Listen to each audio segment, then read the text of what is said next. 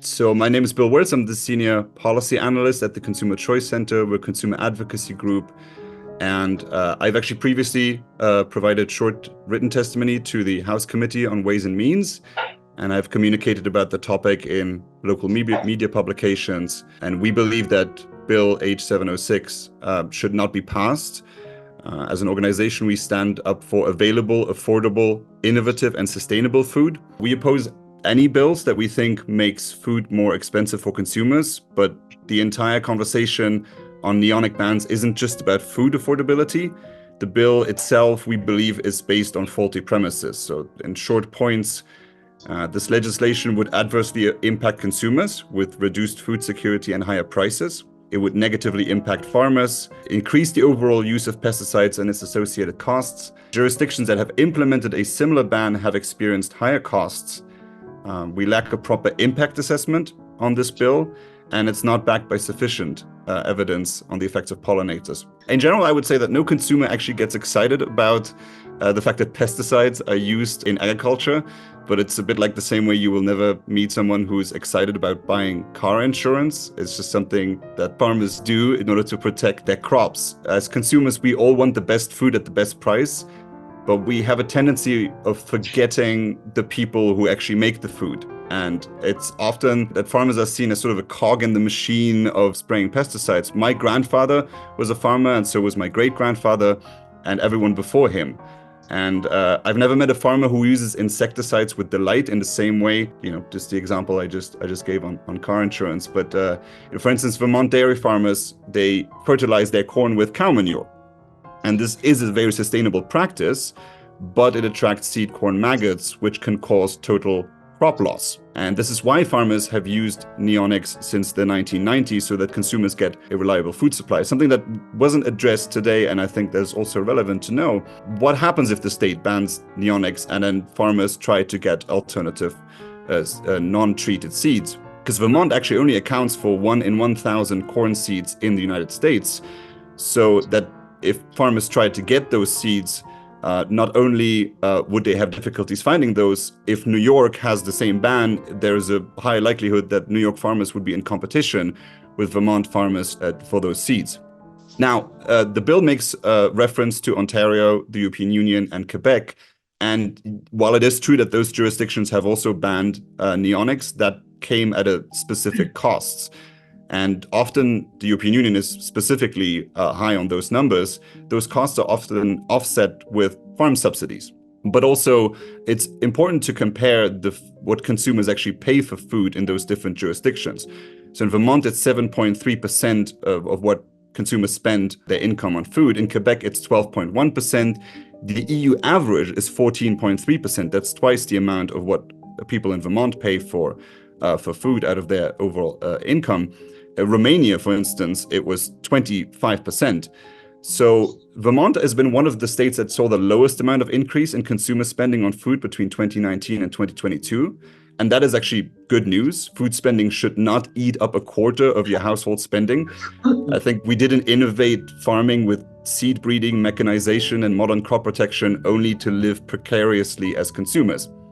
My question to the committee is, do you feel confident that the House has provided sufficient data that proves that consumer prices for food would not increase, that this would not jeopardize the state's ability to export, and that it would not adversely impact farmers?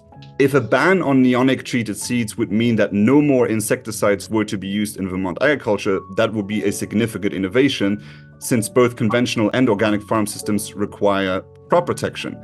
And we can talk about the promoted substitute that was addressed today, which is diamide.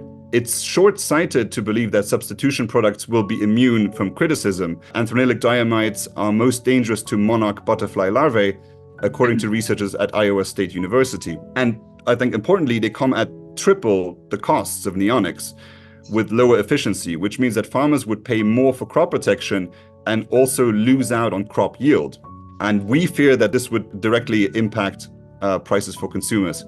The federal annual cost benefit of neonicotinoid insecticides is $848 million. And without them, corn would be up $7 per acre and sorghum $4 per acre. the most important factors for consumers when they buy food is taste and price. But that doesn't mean that sustainability has no role in consumer behavior. And I think that's why it's also important to look at pollinator health and to investigate those claims. Neonicotinoid-treated corn, by far Vermont's largest vegetable crop, is especially unlikely to come in contact with bees because bees do not pollinate corn. It's pollinated by wind, like most other grain crops. But I think the most important factor that strikes me about the conversation on bees is that bee populations are not down, they're actually up. You can read that in the Washington Post. It was reported very recently. It's from the census data. The United States has had a 31% increase in the past 15 years on bee colonies. So if neonics would have been in use since the 90s and if they caused bee decline, they would be sort of bad at reducing those bee numbers. And yes, bees do live in a complicated ecosystem. If you increase the amount of managed bees, those managed bees can be a threat to feral bees. But I think we need to look at this holistically and not just try and blame one specific chemical, which is actually used to protect the yields that guarantees prices for consumers that they will be able to afford. And on the global level, actually, honey production per capita has increased 15.6%. So I think in that terms, I just don't see the justification for it. I also mentioned earlier that consumers seek out products by taste and price, but also high in the qualifications that consumers make when they choose a product is whether it's local. I know that Vermont wants to reach 30% regional farm production by 2030, but if you actually have a reduction in productivity, that target would even be more difficult to achieve. And I wanted to add one more thing on farmers. You've probably been able to hear my accent. I'm European, and if you follow the news over the last few weeks and months, we had significant farmer protests over here in Europe. So from Poland, Germany, France, the Netherlands, many other countries, farmers are protesting in the thousands. And there are regional specific reasons, specific pieces of legislation that they protest. But the uniting factor is that farmers believe that the regulatory system, specifically on crop protection, is too stringent, and that the precautionary approach of the EU has been too strict. And the European Union has recently retracted a piece of legislation that would have reduced the amount of pesticides used in agriculture in half by 2030. And I personally also believe that a ban on neonics in the European Union is not necessarily guaranteed to continue. And I can give you a specific example that sort of outlines why that might be the case. In 2020, France passed an exemption, a 3-year exemption on the ban of neonics, because sugar beet farmers were about to go bankrupt. There were significant insect attacks, and France, which was until then a self-sufficient on that crop, suddenly had to import sugar beet from abroad. So for French farmers, that is a significant change, not just the increase in prices, but also the fact that you suddenly had to import a crop that you were previously exporting. And to try and solve those problems with subsidies comes at a cost to consumers, because one of the questions that consumers ask is, what is the real price of food? Because on the one hand, we're paying for food in the supermarket, but on the other hand, we're also subsidizing it as taxpayers. So what is the real price of food? What is the real price of the regulatory burden? And I don't think farmers really want to be dependent on a direct payment system where the government says, well, look, we've banned this crop protection chemical out of a precautionary measure, and what we're going to do is we're going to pay you for those damages. I think on the long term, that becomes very, well, financially unsustainable, and it renders farmers dependent on those payments. It's notably why the European Union has significantly higher subsidies for its agricultural system than the United States, and that becomes then an accumulating problem for trade, because then you have the whole conversation over how fair is your trade system when you subsidize your farmers at this extent.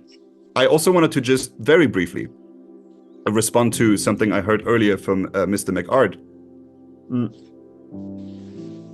I mean, on the one hand, I think it's good that he mentioned that we do not actually know whether a neonic ban has been successful in those different jurisdictions. But he also made the statement that a ban on neonics makes farmers move to newer chemistry, and that it has no reduction in yield. And I wanted to just quote, and I can send this over because it's not in my written testimony. There's a working paper by the Center for Agricultural and Rural Development at the Iowa State University, and here the authors explain, I'm just going to briefly quote from that. unintended consequences from neonic restrictions have already been documented in the European Union. Several case studies have shown that EU farmers increased the use of alternative soil and foliar-applied insecticides when neonics were not permitted. Similar impacts have been documented for oilseed rape production in England, and other adverse effects were also observed. Insect damage increased, insecticide resistance increased, yields decreased, and less oilseed rape was grown. So I wanted to keep it short because I know we're low on time, so I just want to say from our perspective, Bill H706 should not be passed because the evidence that neonics harm bees is not conclusive and because it will increase costs to consumers.